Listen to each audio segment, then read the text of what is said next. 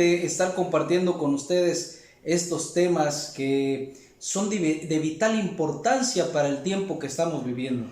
Así que qué bueno el que lo hayan compartido, el que hayan visto el video anterior, ya que este video que vamos a presentar en esta ocasión es el complemento, es la segunda parte del tema que dejamos inconcluso en el video anterior. Decíamos que es un tema bastante profundo, bastante amplio. Tratamos la manera de resumirlo lo más que se pudo para que pudiéramos tener 2 videos para presentar este hermoso tema.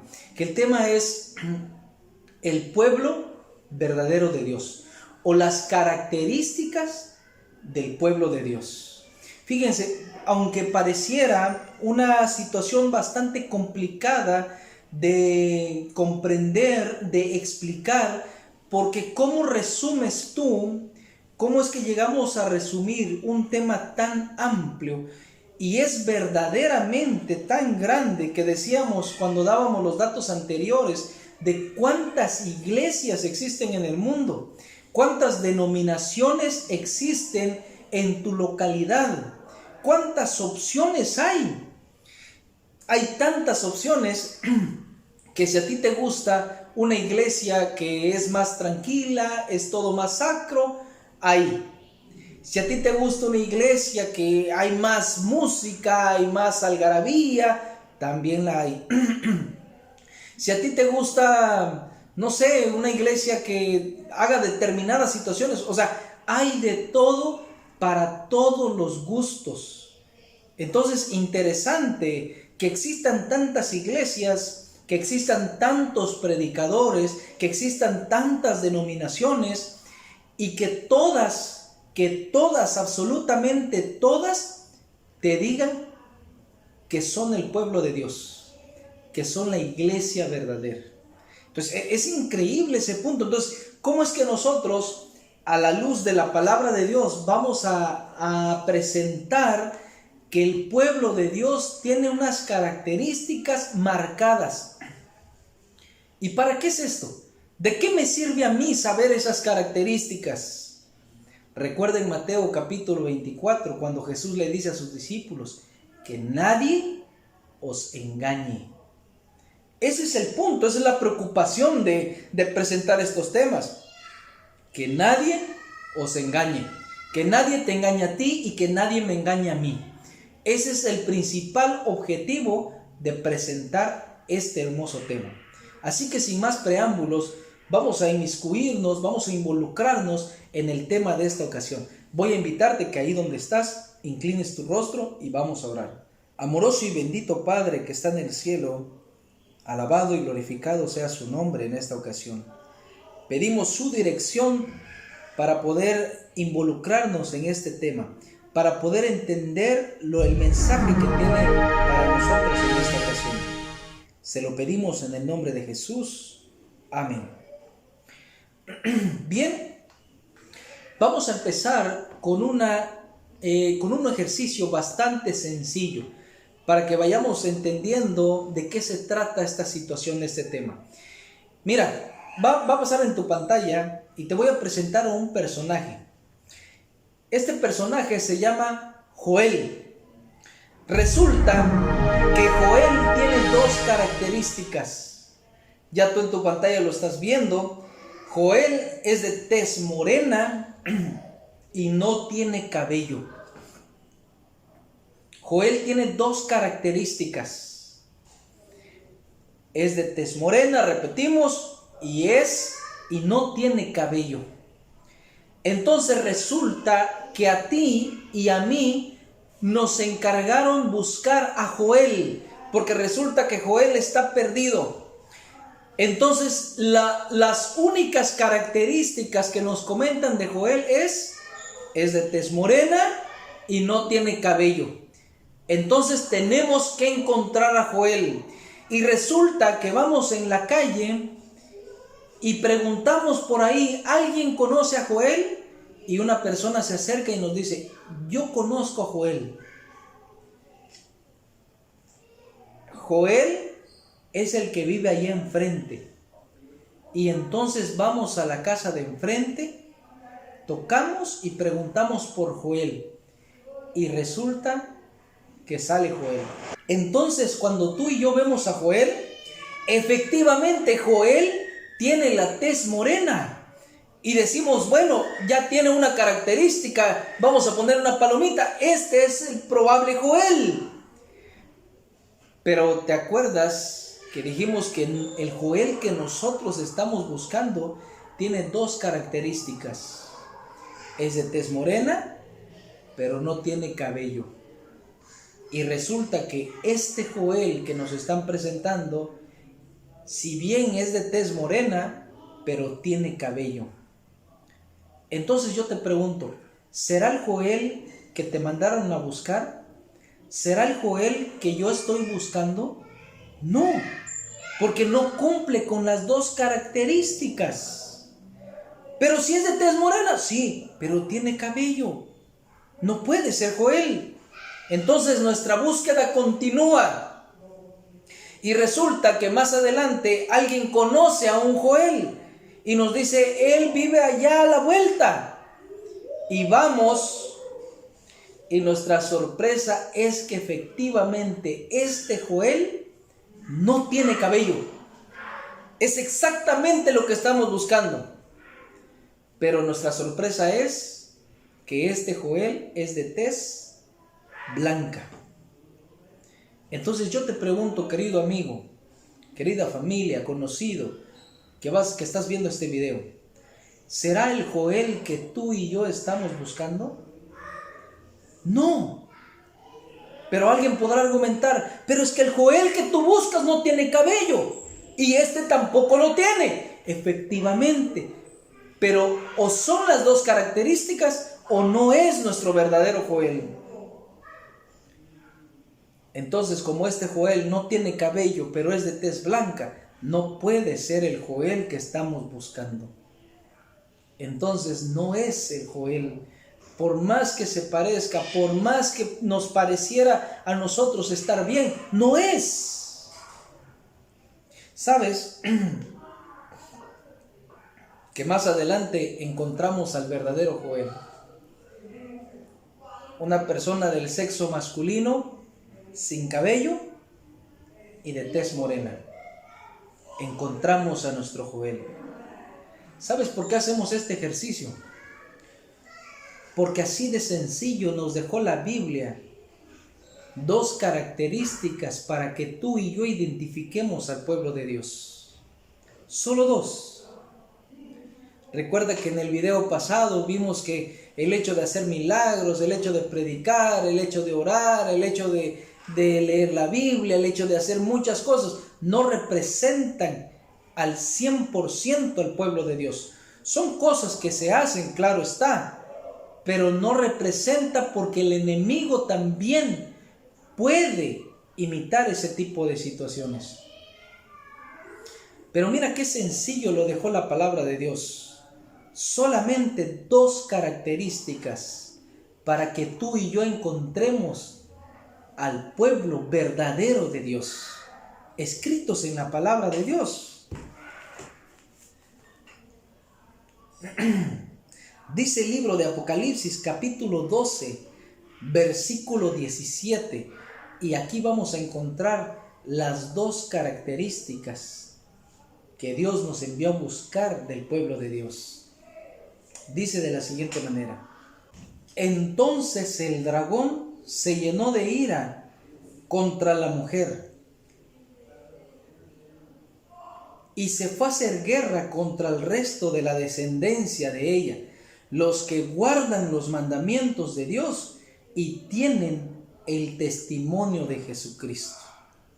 Apocalipsis capítulo 12, versículo 17 nos habla de un evento. No nos vamos a meter mucho en los detalles porque nos llevaría más tiempo y nos desviaríamos un poco del tema que estamos tratando en esta ocasión. Dice el texto, entonces el dragón. Cuando tú encuentras en la Biblia, nosotros podemos comentar que el dragón en la Biblia es un símbolo de Satanás, es un nombre que se le da a Satanás. Recordemos que el libro de Apocalipsis es un libro de símbolos. Es un libro simbólico, es un libro que te presenta a través de figuras, verdades eternas. Entonces dice, entonces el dragón se llenó de ira.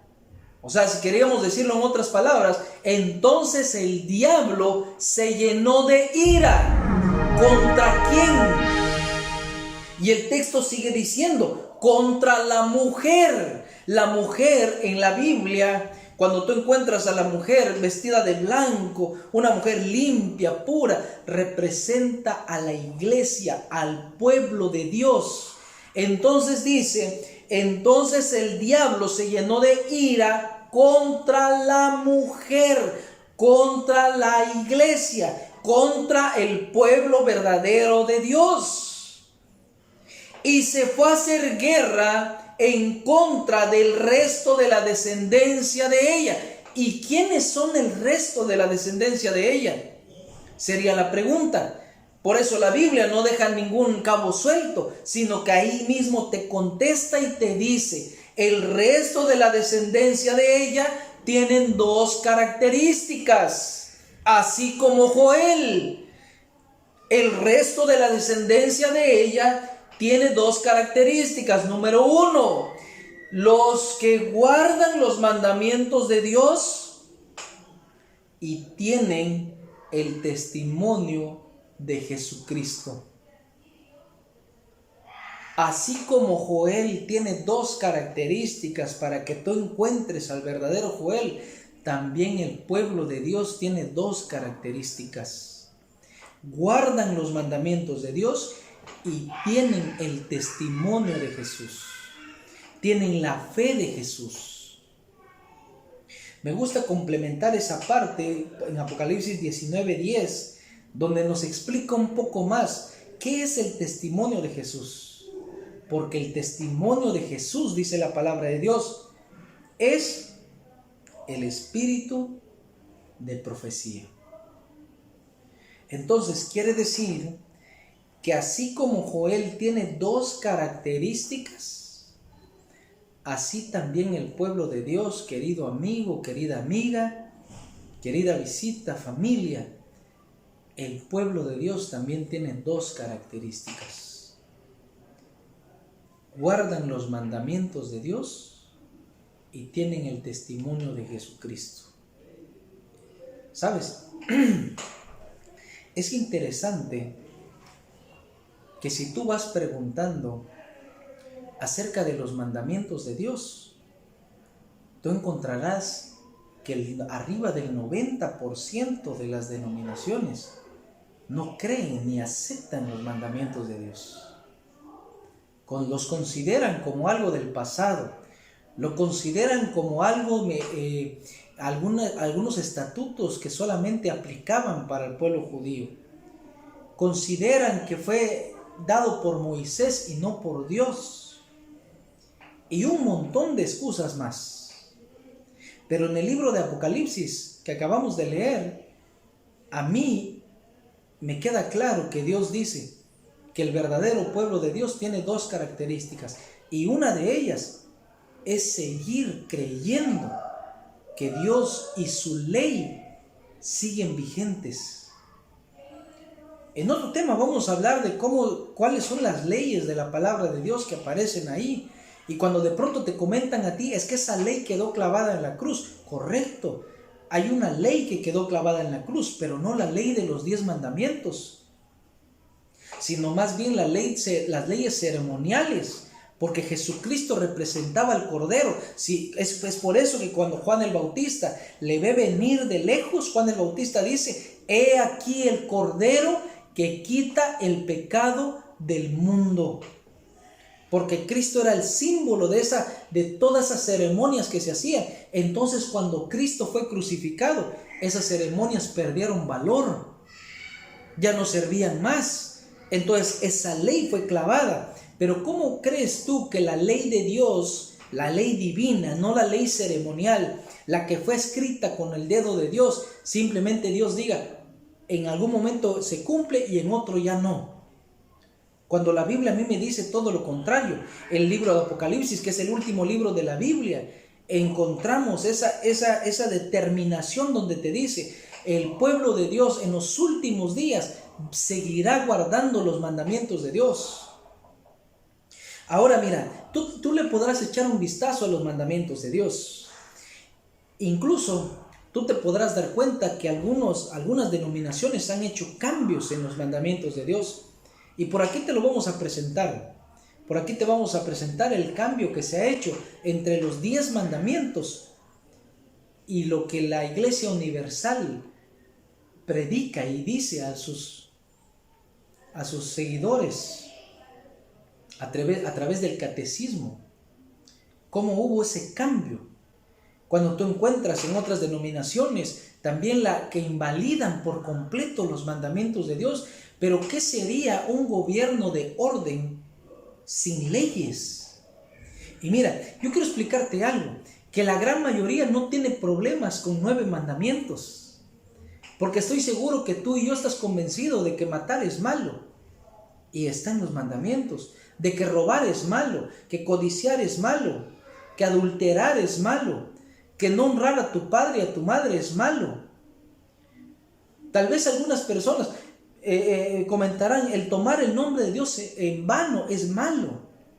Cuando tú lees el mandamiento 1 y 2, cuando habla de las imágenes, cuando dice: no tendrás dioses ajenos delante de mí, no te harás imagen de ninguna semejanza. Tal vez algunas personas tengan por ahí todavía dudas. En su momento lo platicaremos, pero también están los mandamientos de Dios. Y hay mucha gente que no tiene problema con eso. Si tú le preguntas al mundo protestante, no tiene problema con 9 mandamientos, tiene problemas con un mandamiento. Resulta que en el 4º mandamiento, entonces es donde dicen: no, esa ley quedó allá clavada, quedó en el pasado. Porque resulta que el 4º mandamiento te invita a ti y a mí a descansar, a dejar tus tareas y decirle a Dios: este espacio es completa y 100% tuyo. Pero ¿qué pasa? Que el sábado es el mejor día de ventas, que el sábado es el mejor día de negocio, que el sábado es cuando puedo descansar más en casa. Resulta, querido amigo, querida amiga, que no es hacer lo que a nosotros nos parezca bien, sino lo que Dios nos pide hacer. Y resulta que el pueblo verdadero de Dios sigue declarando que los mandamientos de Dios están vigentes. Esos mandamientos que tú encuentras en Éxodo 20 y que también se siguen repitiendo en diferentes libros. Quiero llevarte a Isaías capítulo 8, versículo 20, que dice: a la ley y al testimonio, si no dijeren conforme a esto, es porque no les ha amanecido.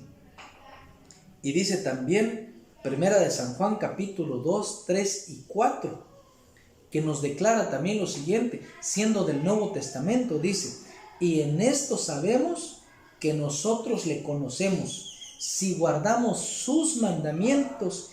El que dice: yo le conozco, y no guarda sus mandamientos, el tal es mentiroso, y la verdad no está en él. Y nos cierra el libro de Salmos, nos sigue diciendo: cercano está tú, oh Jehová, y todos tus mandamientos son verdad. Interesante que el libro de Apocalipsis nos dice que el pueblo de Dios, que una de sus características es que guarden los mandamientos de Dios. Y nos sigue diciendo Apocalipsis capítulo 14, versículos 6 y 7, dice de la siguiente manera: vi volar por en medio del cielo a otro ángel que tenía el evangelio eterno para predicarlo a los moradores de la tierra, a toda nación, tribu, lengua y pueblo, diciendo a gran voz: temed a Dios y dadle gloria, porque la hora de su juicio ha llegado, y adorad a aquel que hizo el cielo, la tierra, el mar y las fuentes de las aguas. ¿Sabes? Es el último mensaje que se dará a esta tierra. el mensaje del tercer ángel tendrá que llegar a todos los rincones de la tierra. Y el mensaje es ese que acabamos de leer. Es un evangelio eterno, un evangelio que no cambia. Es un evangelio que es igual desde el inicio hasta el final, es eterno. Y resulta que el mensaje es: temed a Dios y dadle gloria, porque la hora de su juicio ha llegado. Y adoren a aquel, dice, que hizo el cielo, la tierra, el mar, las fuentes de las aguas. Es interesante que al final de los tiempos todo se va a definir por adoración. Sabes que tú encuentras las mismas palabras en el cuarto mandamiento, cuando se dice: en 6 días trabajarás, porque en 6 días hizo Jehová los cielos, la tierra, el mar y todas las cosas que en ellas hay. Interesante que Apocalipsis 14, 6 y 7 haga el paralelismo con ese texto, diciéndote: adora a aquel como Él te lo pide, no como tú y yo querramos hacerlo, sino como Él lo está pidiendo. Y entonces, si Él te dice que es blanco en su palabra, pues es blanco. Si Él te dice que sus mandamientos están vigentes, pues lo están. Y si Él te dice que los mandamientos de Dios, el predicar de ellos, el creer en ellos, es una característica del pueblo de Dios, entonces así es. Pero resulta que también nos habla de una segunda característica. Dice Apocalipsis 12, 17, el pueblo de Dios tiene el testimonio de Jesucristo. ¿De qué se trata eso? Dice Apocalipsis 19, 10, porque el testimonio de Jesús es el espíritu de la profecía. El testimonio de Jesús es que la iglesia, el pueblo de Dios, tiene que tener un profeta. Entonces ya habrá muchas personas que se podrán a pensar: entonces, en resumidas cuentas, yo tengo que buscar a un pueblo, a una iglesia que actualmente tenga estas dos características: que guarde los mandamientos de Dios y que tenga un profeta, que tenga profecía. Entonces, si tú te pones a pensar, no estamos acá para comentar acerca de otras denominaciones, no es nuestro afán, de ninguna denominación más bien. Queremos que tú, a través del Espíritu Santo, que impresione tu corazón, puedas llegar al conocimiento y a donde Dios te quiera llevar en verdad. Pero vamos a ponernos a pensar, si tú dices, bueno, vamos a ser prácticos, tiene que guardar los mandamientos de Dios y tiene que tener profeta. Entonces tú te pondrás a pensar, bueno, ¿qué pasa con los mormones? Ellos tienen un profeta. Entonces tú le podrás poner una palomita, porque recuerda que son dos características, al igual que Joel, que hablábamos la vez pasada. Entonces, tú vas con los mormones y dices, ¿ustedes tienen un profeta? Y ellos van a decir, sí, nosotros tenemos un profeta.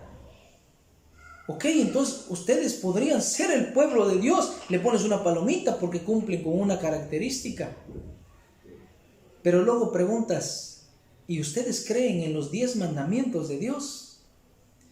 Y entonces muy probablemente te vayan a decir, no, nosotros no creemos en eso. Eso es cosa del pasado.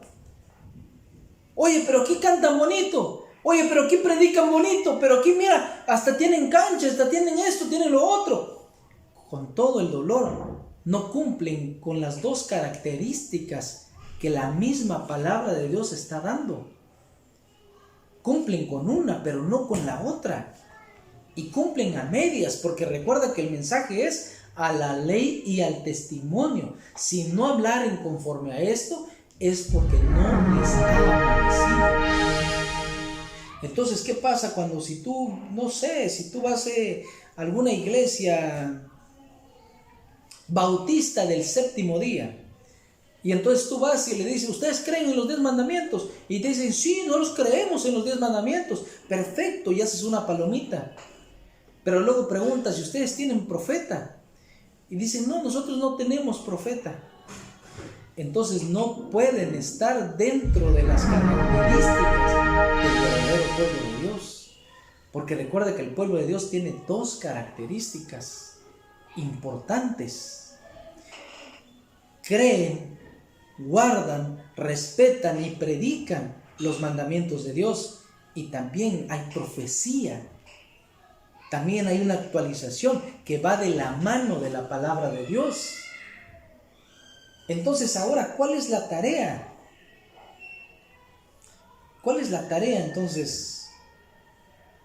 Resulta que Apocalipsis 10, ¿por qué es necesario que tengan profeta? ¿Por qué es necesario que haya profecía en el verdadero pueblo de Dios como una característica?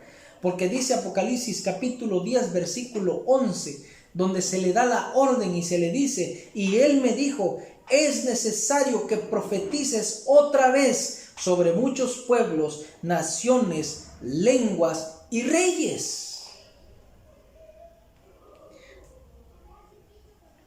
¿Sabes qué?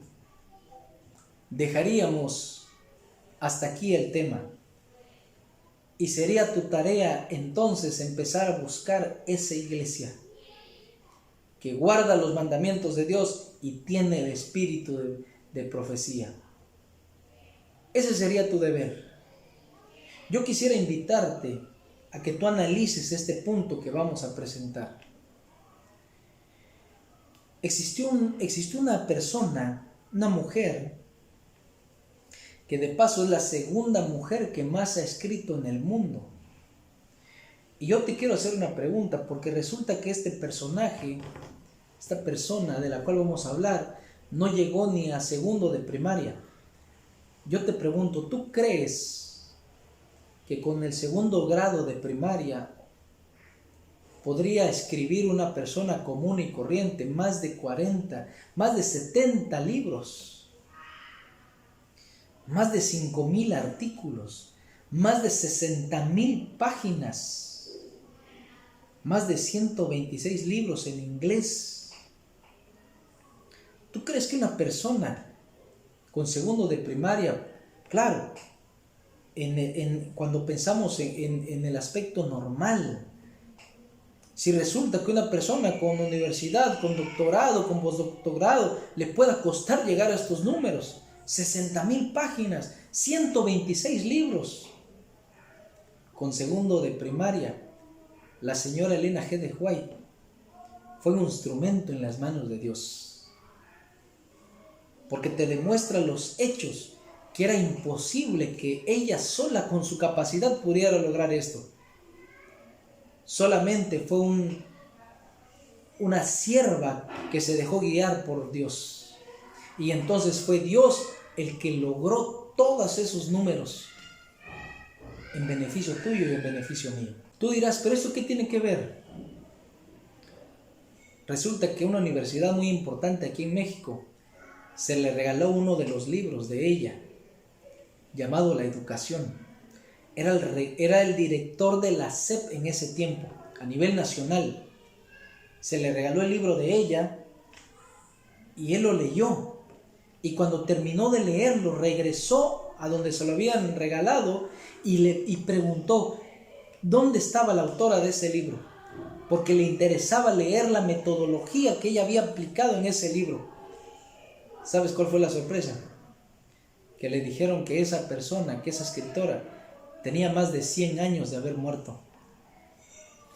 Y él dijo, ¿pero cómo es eso posible? Si su método es tan actual, se puede utilizar para nuestro tiempo. ¿Cómo es posible que lo haya escrito hace 100 años? Cuando tú lees libros de salud acerca de ella, cuando los médicos en su tiempo recetaban tabaco, ella ya decía que eso era dañino. Cuando en su tiempo los médicos, los neurólogos no creían que en nuestro cerebro se llevaran a cabo conexiones eléctricas, ella ya lo escribía y no le creyeron. Hasta años más tarde se descubre todo eso. Y encontrarás así muchos datos que ella escribió con mucha antelación. ¿Pero era ella? No. Era un instrumento que Dios estaba utilizando para comentarte, para ampliarnos el contexto y entender un poco más las verdades que se avecinan. Resulta, querido amigo, que actualmente sí existe un pueblo, sí existe una iglesia que está guardando los mandamientos de Dios y que sí tiene el espíritu de profecía. Te decía, tal vez hasta aquí llegaríamos y debería ser tu tarea entonces preguntarte quién es esa iglesia, quién es ese pueblo, y tú empezar a buscar y hasta encontrarlo. Pero quiero dejarte por lo menos algunos datos para que tú investigues, para que tú te involucres, para que dejemos que personas nos cuenten y empecemos a investigar por nuestra propia cuenta. Actualmente la Iglesia Adventista del Séptimo Día tiene presencia en 215 países en el mundo. Seguramente donde me estés viendo hay una iglesia adventista. No te voy a invitar a que vayas a la iglesia. Te voy a invitar a que le digas a Dios a dónde Él quiere que tú vayas, a dónde Él quiere que tú te dirijas, que Él te lleve a su verdad, que dejes de estar guiado por hombres, por tradiciones, y empecemos a ser guiados por Dios.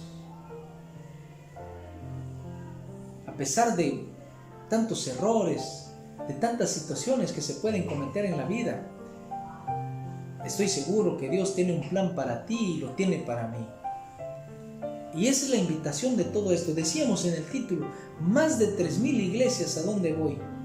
Es tu tarea encontrar, es tu tarea decirle a Dios, ¿a dónde quieres que yo vaya? ¿A dónde quieres que me dirija? Y que Dios te pueda contestar a través de su palabra. Que Dios te pueda decir a dónde tienes que ir. ¿A dónde qué es lo que tienes que hacer? ¿Qué es lo que tienes que dejar? ¿Y qué es lo que tienes que empezar a realizar? Resulta, querido amigo, y con esto vamos terminando, que una abuela le pide a su nieto que fuera a traer agua con un canasto donde recogían carbón. Entonces el nieto le dijo a la abuela, pero es un canasto, ¿para qué? No voy a poder traer agua en ese canasto. Entonces la abuela le dice, tú ve a traer agua en ese canasto. Y el nieto se va medio molesto y pone el agua y regresa corriendo, y cuando regresa el canasto ya no tenía nada de agua. Y la abuela le dice, venlo a traer otra vez. Y entonces el nieto va de nuevo, trae el agua corriendo, y cuando llega ya no hay nada de agua. La abuela le dice, ve otra vez. Ya el nieto medio molesto la tercera vez regresa sin nada y le dice, abuela, ya no voy a ir, no sirve de nada estar haciendo esto. Voy corriendo a traer agua y regreso y no hay agua. No sirve. Y la abuelita le dice, ¿cómo estaba el canasto cuando tú ibas la primera vez? Pues estaba negro por el carbón que se carga. ¿Y ahora cómo está? Está limpio. Sabes, querido amigo, querida amiga, pareciera que cuando tú lees este bendito libro, que cuando tú te detienes estos minutos a escuchar este tipo de temas, no sirviera de nada, así como el canasto con el agua. Pero es interesante encontrar que ni siquiera nos damos cuenta de cómo Dios empieza a trabajar en nuestra vida. Esa es la invitación de esta ocasión. Y te agradecemos nuevamente por estar con nosotros en este tiempo, en este espacio. Te vamos a agradecer mucho si le das compartir, para que otras personas tengan la oportunidad de escuchar esta bendita verdad y otras personas puedan también decidir a través de la palabra de Dios. Te agradecemos mucho y seguramente, si Dios nos lo permite, nos vemos en una próxima emisión. Hasta la próxima.